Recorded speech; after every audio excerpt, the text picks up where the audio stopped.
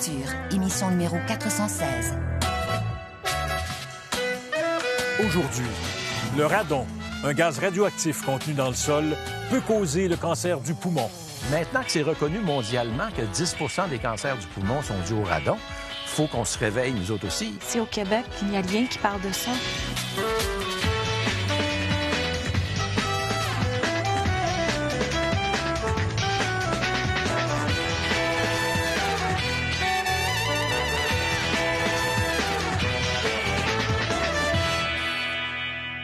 Bonsoir, bienvenue à La Facture. Si je vous dis radon, savez-vous de quoi je parle? Chose certaine, beaucoup de gens vont se renseigner sur ce gaz radioactif qui pourrait causer jusqu'à 500 morts par année au Québec. Le radon, c'est donc un gaz qui est produit par la dégradation d'un métal de la famille de l'uranium. Il est présent dans le sol, il peut s'infiltrer dans nos maisons et causer le cancer du poumon. Il y a des moyens très simples pour s'en protéger, à condition, bien sûr, d'être informé de sa présence.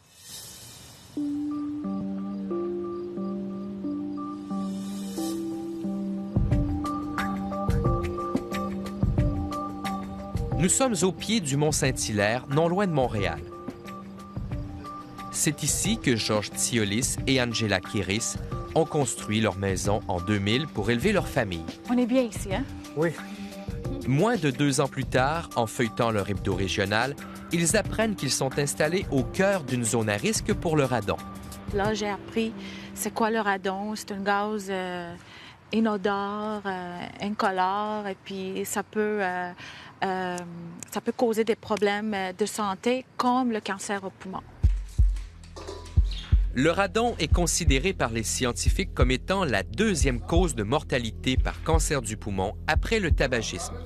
Ça représenterait 10 % de tous les cas de cancer du poumon.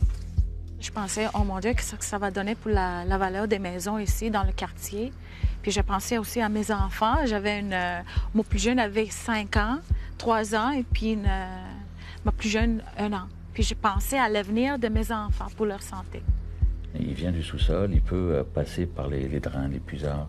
Le docteur Dessau connaît bien la question. Il travaille pour le ministère de la Santé du Québec et est responsable du Comité québécois sur le radon. Alors, le radon est produit partout, encore une fois, dans la roche. Il provient de l'uranium qui se trouve dans le sol. Puis comment il pénètre? Comme toute maison n'est pas absolument étanche, à partir du sous-sol, à travers la dalle de béton, s'il y a des fissures, à travers les drains, s'ils ne sont pas bien colmatés, les entrées de puisards, toutes ces façons, ce sont des moyens pour le radon de pénétrer dans la maison. Il faut prendre conscience que le radon, c'est un problème de santé. Il faut aussi éviter de paniquer. Ça n'est pas du cyanure. Le radon peut donner des problèmes de santé, mais quand on est exposé sur de longues périodes et à des fortes concentrations. Le téléjournal avec Bernard de Rome. Radio-Canada a appris que dans la paroisse d'Oka, près de Montréal, les concentrations de radon. Le radon, c'est un gaz inodore et incolore, mais un gaz qui est radioactif. Il y a une quinzaine d'années, la municipalité d'Oka était en crise. C'est qu'on a découvert dans un secteur de la ville, près de l'abbaye cistercienne, des maisons où la teneur en radon est extrêmement dangereuse pour la santé. C'est une agression directe contre des habitants d'une municipalité, se faire dire que le radon, c'est dangereux au point de créer le cancer du poumon. Jacques Fournier était au front à cette époque, comme secrétaire trésorier de la municipalité. Pour bien du monde, ça a été un drame important. Parce que c'est tout ce qu'on possède souvent, c'est une maison. On a sa petite famille, on veut que ses enfants soient protégés, sa femme ou son conjoint. Et là, on se retrouve dans une maison à risque. Aujourd'hui retraité, il continue d'informer ses concitoyens. Le radon n'est pas disparu d'Oka. Il a fallu que la ville et ses habitants apprennent à composer avec lui. Du radon, il y en a partout. C'est mesurable, c'est contrôlable. C'est pas un ennemi quand on le connaît. Jusqu'à présent, les scientifiques ont identifié une présence significative de radon à Saint-André-d'Argenteuil, à Oka et à Mont-Saint-Hilaire. On croit aussi que le radon peut se retrouver en grande quantité ailleurs au Québec, particulièrement dans les régions où il y a du granit. Qu'est-ce qui est acceptable pour une maison? En 1988, Santé Canada a fixé la ligne directrice pour le radon à 800 becquerels par mètre cube. Au-dessus de 800, les résidences sont à risque. C'est une des lignes directrices les plus permissives de la planète. En comparaison, aux États-Unis, la ligne est tracée à 150 becquerels par mètre cube. Mais voilà, en juin 2007, Santé Canada a changé son fusil d'épaule et fixe maintenant la limite acceptable à 200 becquerels par mètre cube. Des zones qui n'avaient en apparence pas de problème seront désormais considérées à risque. À 800 becquerels par mètre cube, on pensait qu'il y avait à peu près 3000, 3500 maisons qui pouvaient présenter au rez-de-chaussée des valeurs, des concentrations de radon de 800 becquerels par mètre cube et plus. Si on passe à 200 becquerels par mètre cube, là, on augmente de beaucoup le nombre de maisons. On pourrait plus estimer que c'est aux environs de 30 000 maisons. Aussi, il faut tenir compte du fait que de plus en plus, les gens vivent au sous-sol.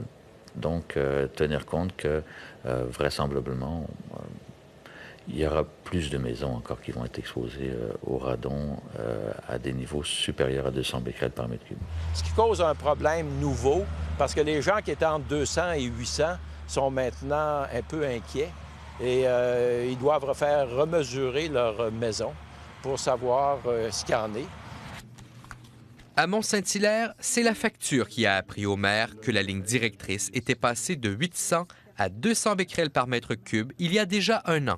J'aurais aimé qu'on nous avise, étant donné que déjà il y a des ministères ou des organismes qui connaissaient la préoccupation, on aurait aimé être avisé immédiatement. Une zone à risque avait été identifiée au début des années 2000. Il faudra maintenant refaire des tests. Aujourd'hui, à 200, il va falloir se poser la question, et c'est sur la table, est-ce qu'on doit agrandir ce périmètre-là?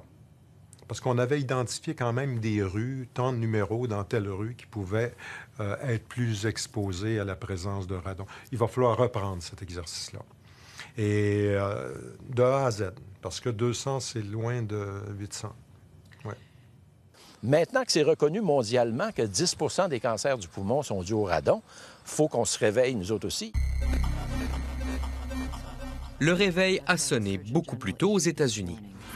Radon is an invisible radioactive gas that seeps inside your home from underground. Whether you smoke or not, radon can cause lung cancer. Protect your family. Have your home tested. Call 1-800-SOS-RADON. Les postes américains, ils font des annonces radon, le E800 radon, c'est très important de mesurer votre maison, le gaz dans votre maison. Mais ici au Québec, il n'y a rien qui parle de ça. Les États-Unis ont une longue expérience du radon. Ça fait 20-25 ans qu'ils ont pris de l'avance sur nous. Ils ont, eux, dit, même si on n'a pas toutes les données pour être tout à fait certain que le radon est un problème, on va quand même faire des campagnes d'information. Call 1-800-SOS-RADON. Chez nos voisins du Sud, les concentrations de radon ont déjà été répertoriées sur l'ensemble du territoire. Quand on y regarde de plus près, la zone frontalière avec le Québec et le Nouveau-Brunswick est en rouge. C'est une zone à risque qui déborde sans doute chez nous. C'est sûr qu'on va tenir compte des cartes qui existent déjà de l'autre côté de la frontière. Et c'est les cartes qui font déjà l'objet ou qui me démontrent que certains secteurs sont plus à risque vont être aussi des secteurs qui vont être priorisés. Mais les cartes ne disent pas tout. Seul un test avec un détecteur comme celui-ci peut nous indiquer la quantité de radon dans notre maison. On peut habiter dans un secteur où une grande proportion de maisons est très exposée au radon, mais dans notre maison, pour plusieurs raisons, le radon peut être en très faible quantité.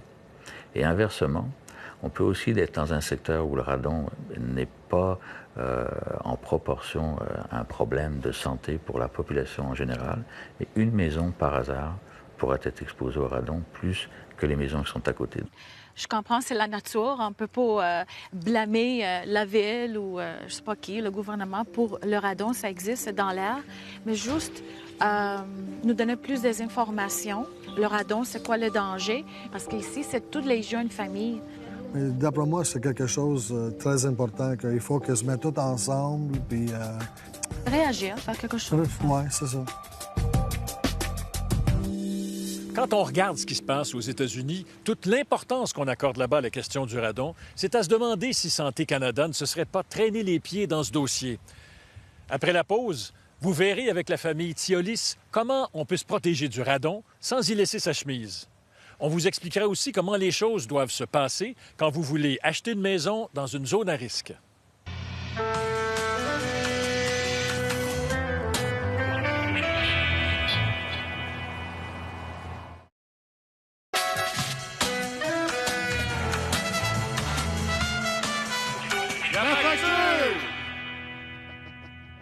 Vous venez de le voir, il faut être exposé à des concentrations importantes de radon et sur une longue période pour courir le risque d'être atteint de cancer.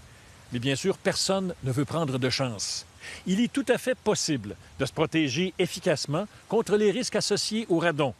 La famille Thiolis vient d'ailleurs de faire compléter des travaux en ce sens.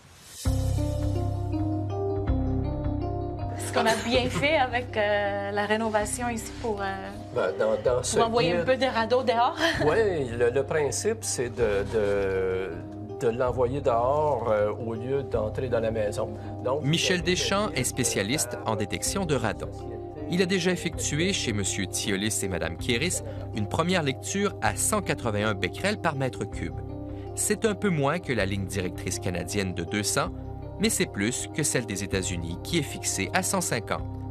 Aux yeux du couple, c'était suffisant pour entreprendre des travaux correctifs au sous-sol. Ce pas des travaux qui demandent de briser la dalle de béton au complet. On fait 1 ou 2 trous et puis on passe les tuyaux et c'est quand même des matériaux pas très dispendieux, mais c'est le temps que ça prend pour le faire. Mais c'est facile de diminuer le taux de radon là, dans une maison où il y en a beaucoup. On peut, par certaines techniques, de façon efficace, diminuer de façon très importante l'exposition au radon. Donc, diminuer les risques de cancer du poumon. Dans les maisons déjà construites, il est recommandé d'installer des tuyaux sous la dalle de béton pour évacuer le radon vers l'extérieur et de boucher toutes les fissures. On peut s'en tirer pour quelques milliers de dollars. Mais on pourrait aussi prévenir les risques au moment même de la construction. Et cela coûterait beaucoup moins cher. On est dans le nouveau garage municipal d'Oka. Vous avez décidé ici d'appliquer vos propres règles en matière de radon. Qu'est-ce que vous avez fait? On met sous la dalle une membrane et puis des tuyaux perforés qui vont capter le gaz. Et ces gaz-là sont emmenés dans d'autres tuyaux qui passent à travers les murs et puis qui sont évacués vers le toit. Là, on voit là, au bout là-bas, il y a 2 tuyaux là, qui ne sont pas encore branchés, là, mais on peut penser là, que ces tuyaux-là vont être branchés vers le toit et puis le gaz va s'être évacué par là. C'est un peu le même principe pour une résidence, si je comprends bien. C'est pareil, oui. Ces installations sont maintenant rendues obligatoires pour toutes les nouvelles constructions dans le secteur à risque d'Oka. Leur réalisation ne coûte que quelques centaines de dollars. Une municipalité, comme on dit, ça doit agir en bon père de famille, en sachant qu'il y a un problème. C'est une obligation de la municipalité que d'annoncer aux gens que cette problématique-là est là et qu'on doit mettre en place des solutions là, pour le régler. C'est un peu le rôle de la municipalité. Là. Ce n'est toutefois pas encore le cas à Mont-Saint-Hilaire. Il n'y a pour l'instant aucune obligation d'installer un système afin de prévenir l'infiltration de radon dans les nouvelles résidences. Non, il n'a pas été décidé d'adopter des normes obligatoires.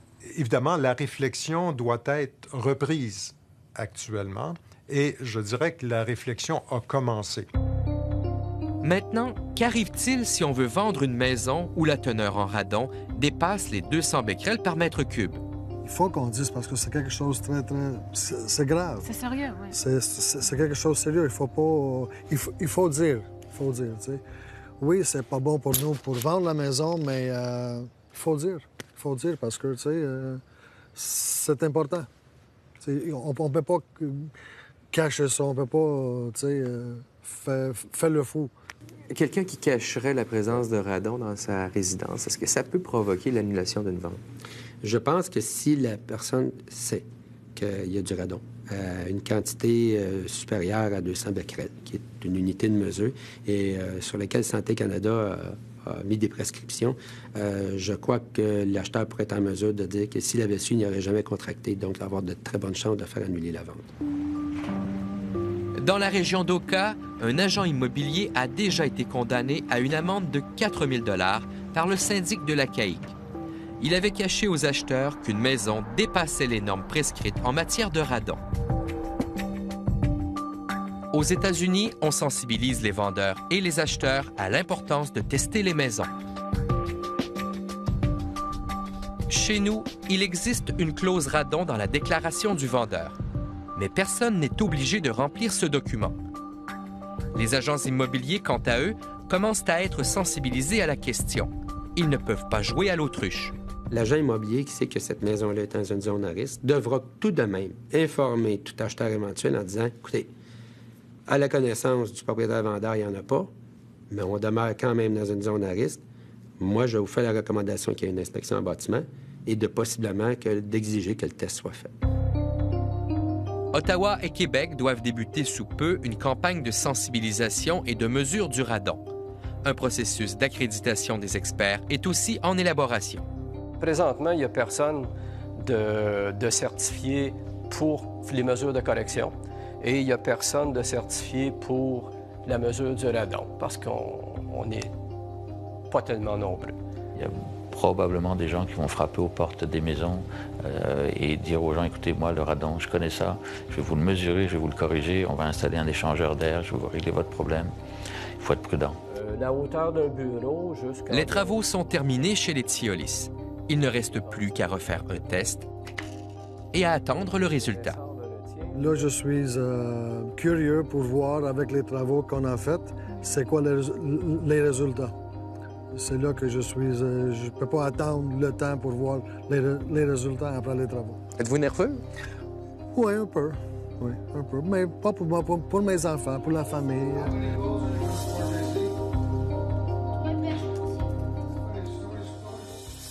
La famille Thiolis vient de recevoir les résultats du test de détection du radon. Les travaux sont un succès. La concentration de gaz est passée de 181 à 115 becquerels par mètre cube, ce qui est inférieur à la limite américaine et bien sûr à la limite canadienne.